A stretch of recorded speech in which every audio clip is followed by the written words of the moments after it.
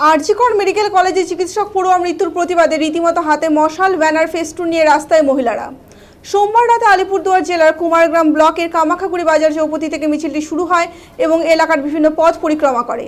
এদিন মহিলাদের এই আন্দোলন কর্মসূচি থেকে তীব্র প্রতিবাদ ও নিন্দা জানানো হয়।